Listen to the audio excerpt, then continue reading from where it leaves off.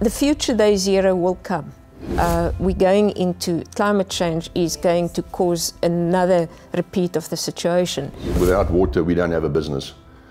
Secondly, we also, specifically in water-stressed and water-risk areas, we actually compete for water. So where you have areas where municipalities do allocations of water, we need to be a responsible citizen in terms of how we use that water.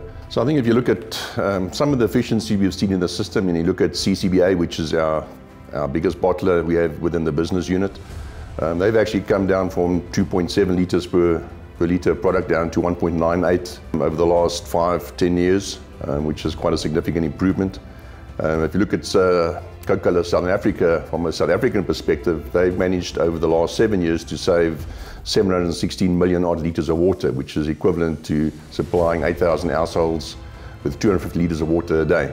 Now, Carlos, can you tell me, how do you select the projects that you invest in? What is the criteria? So, we don't try to make funding decisions based on what we know in Atlanta. We really rely on our colleagues all around the world that live and work in communities where we do business, and we look to them to help us identify the key partners and initiatives that will help address the needs locally. And so in dealing with the Replenish Africa initiative, we work with dozens of partners across the continent, all that have strong track records of delivering results against the objectives that we've set for the program. So whether it's helping us achieve large numbers of people with safe water access, or helping us with projects like the Upper Tana Nairobi Water Fund. The Nature Conservancy operates water funds around the world, and so they have this expertise that they can bring to bear to help really deliver the impacts that we're looking to create. The first thing we think when we go to bed, when we get up, is water. It defines who we are, what we do during the day, how we build houses, how we cook, how we wash, what we wear, every single thing. Because that water is there, but it's not clean and it's not safe. We're actually on our way to somewhere near Franschhoek to meet amazing strong women who remove invasive plant species. And I'm just so excited because you know what? We're getting there by chopper. It's all the way up a mountain. I can't wait. So the pine trees that they'll be removing today, pines are one of the most, if not the most invasive alien plant species in South Africa. So the reason for them removing the trees is because of the amounts of water that these trees take up while being out in our catchments.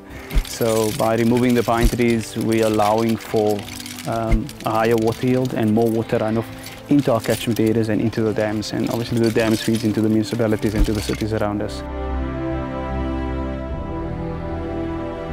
When the chopper brings the teams up for them to start their camping session, not just the ladies, but the entire team would set up the camp. From the kitchen to the tents in which they are sleeping. There's toilet facilities as well. So what they would do is they would take the first day to set up the entire camp, everybody get themselves comfortable, established within the work area. Then the next day that follows, so they would usually come over the weekend. Their work site is divided into different sections. So the contractor would do that, so they would clear a section, a certain amount of hectares within the week or the day. So they have a daily plan that they work towards. So they wouldn't just haphazardly or randomly work in any part of the contract area. So they would move from one section within the plan, clear the entire, and then up until the entire contract area is done. The Coca-Cola Foundation and Coca-Cola System seed investment into the Greater Cape Town Water Fund has resulted in 20% of the invasive trees cleared so far. Importantly, it has also helped to attract many other partners and funders so that the project can reach its goals. With the help of the government and other private sector contributions, over 12,000 hectares have been cleared, which conserves native vegetation and reduces the severity of wildfires. Already, an estimated 5 billion litres of water has been reclaimed for the Greater Cape Town region, and 260 jobs have been created, 50% of them for women.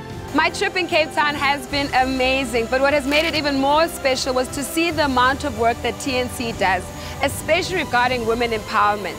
So kudos to Coca-Cola for being part of such a great initiative. Sadly, I have to say goodbye, and I have to say goodbye to that mountain. So for me at Santa Marco, I'll see you next time.